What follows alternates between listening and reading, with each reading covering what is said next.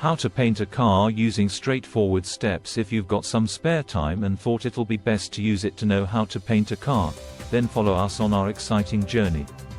However, if you perform the work yourself, you can save some money and have some fun.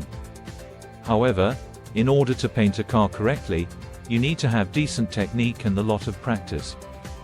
Painting a muscle vehicle or hot rod is one of the most time-consuming and expensive tasks you'll ever undertake. Long considered more of an artistic process than a mechanical one, paint and bodywork. It takes a lot of time to weld, sand, and prepare the body for painting to get a good paint job.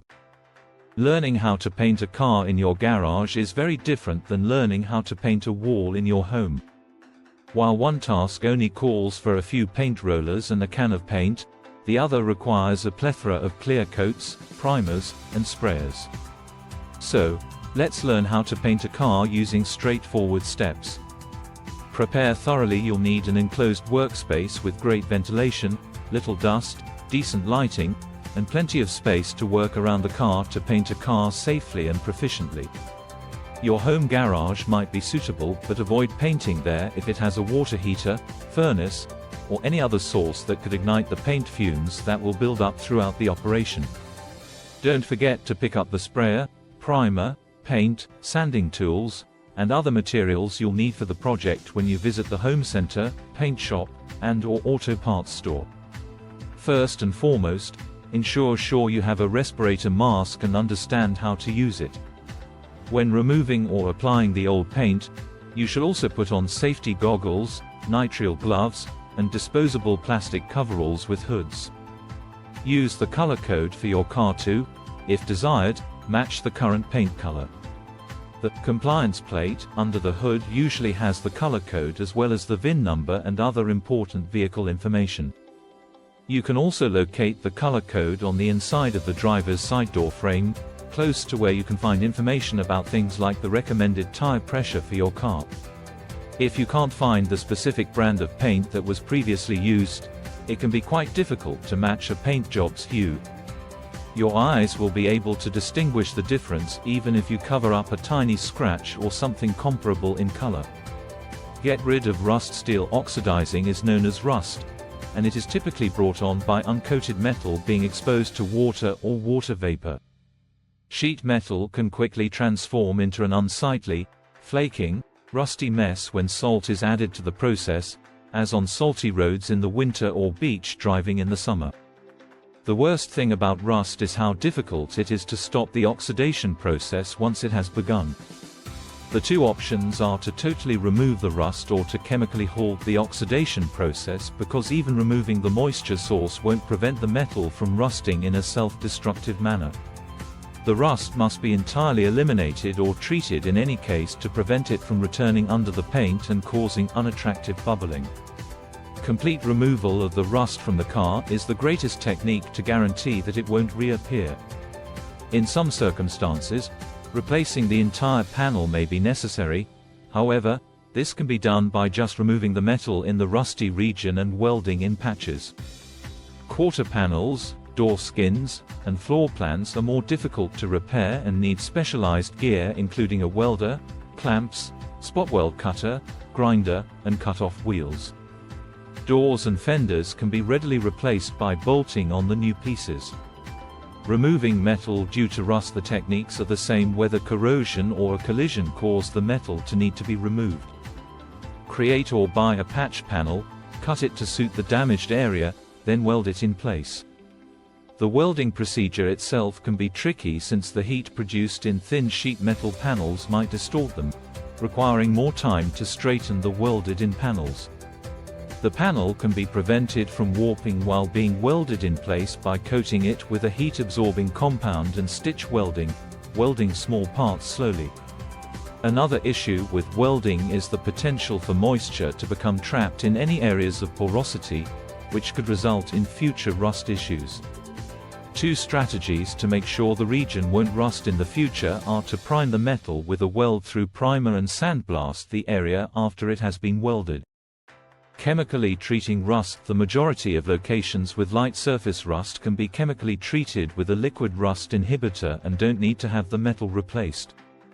OSPHO is a well-known brand, but other producers, including POR 15, also produce liquid rust inhibitors. Additionally, rust inhibitors can be found in gel form, like naval jelly. Rust inhibitors all essentially function in the same way, regardless of brand. They contain phosphoric acid as their major component, which changes iron oxide, active rust, into iron phosphate and so chemically halts oxidation. Rust inhibitor can be applied to parts by dipping them in it.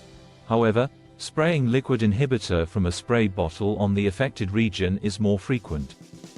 Depending on the amount of rust present, it may take between 2 and 12 hours for the phosphoric acid to completely transform the rust into black iron phosphate. Keep in mind that this method only works on surface rust that is not peeling or rusted through.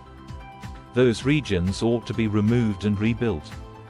Cleaning, masking, and sanding the car remove any easily removable chrome or plastic trim.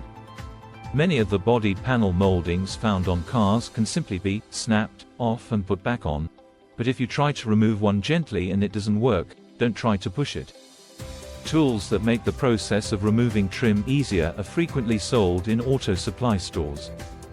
You shouldn't be too delicate here because you'll be sanding and repainting the entire car.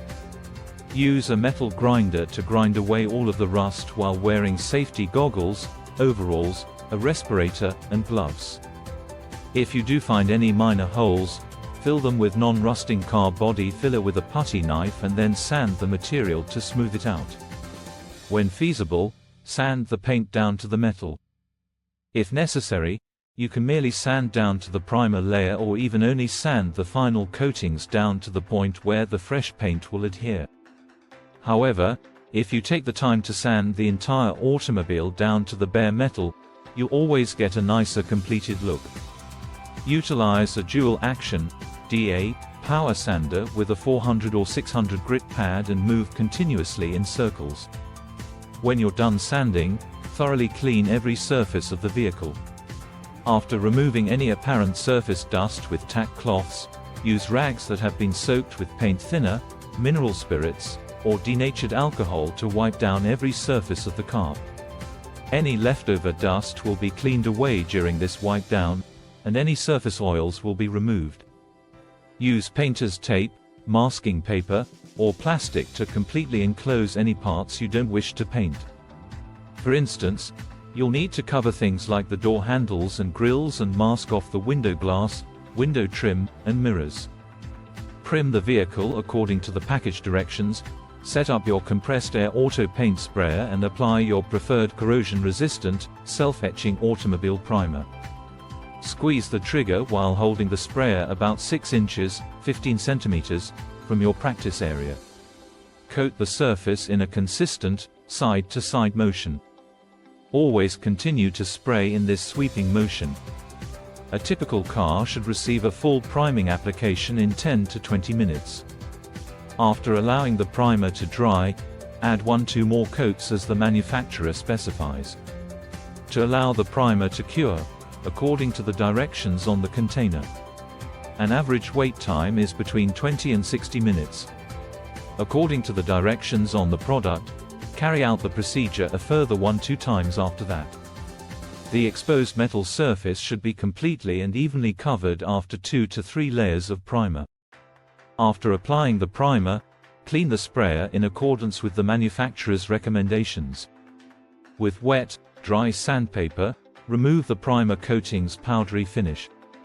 After letting the last coat of primer dry for at least an hour, sand the vehicle's primed surfaces with 1500 grit wet, dry sandpaper. Work piece by section and lightly sand up and down, then from side to side. Before painting, wipe down all surfaces that have been primed and sanded. Use clean towels that have been mildly soaked with acetone, paint thinner, or wax and grease remover. Just enough to clear any collected dust or oil should be removed by gently wiping in a circular motion. Allow the car to dry for at least 5 to 10 minutes before moving on. Spraying on the paint coat according to the sprayer's instructions. Prepare your preferred automotive paint and load it. Practice first on a scrap piece of the surface because the paint may spray considerably differently than the primer. Apply a coat to the car next, working your way down from the top using the same side-to-side motion. Add a total of 3 to 4 coats, giving each one adequate time to cure. Per the product's instructions, allow the first coat to dry for 20 to 60 minutes. Follow the manufacturer's directions once again and repeat the procedure 2 to 3 more times. After you've applied all of your paint layers, clean the sprayer once again. Similar to how you cleaned the primer coats, lightly sand and wipe down the paint. After letting your last layer of paint dry for at least an hour, use 1500 grit, or 2000 grit, if you prefer, wet, dry sandpaper to gently remove any powdery residue. Apply the same method you used to sand the primer coat. Use paint thinner, acetone, wax, and grease remover, or a gently moistened towel to wipe off the surfaces. Before moving on to the following procedure, wait 5 to 10 minutes. Finishing touches: 2 layers of clear coat lacquer should be sprayed on, followed by sanding and cleaning. According to the product specifications, fill your sprayer with your preferred automotive clear coat lacquer and apply a coat in the same side-to-side, top-down motion. Sand and clean the finish as usual after allowing the clear coat to cure as instructed. Afterward, according to the manufacturer's recommendations, add a further 1-2 coats of clear coat. Within 24 hours, the paint and clear coat should feel dry to the touch. However, as recommended by the manufacturer, let the finish cure for up to 7 days to get the best results. Store the car where you painted it, and try to avoid getting too much dust on it. Any small flaws in the finish coat should be sanded away. Start by smoothing out any flaws with wet, dry sandpaper that is 1200 or 1600 grit, using the same tactful approach as before. Again, as previously, wipe down the sanded areas with damp cloths. Then, to smooth out the finish, use 1600 or 2000 grit sandpaper. To bring out the sheen, buff the car with a machine or by hand. Although hand labor will yield the best results, buffing tools and power polishes can speed up the process. If you don't have much expertise in buffing, you may want to let a professional handle this stage because it involves precise technique and practice. As you can see, painting an automobile requires a variety of specialized instruments in order to be done correctly. It is not as simple as picking up a few cans of spray paint and covering the car in it. While painting an automobile is a task that may be completed in a small garage or shop, we advise hiring a pro to manage, or at least help, the procedure.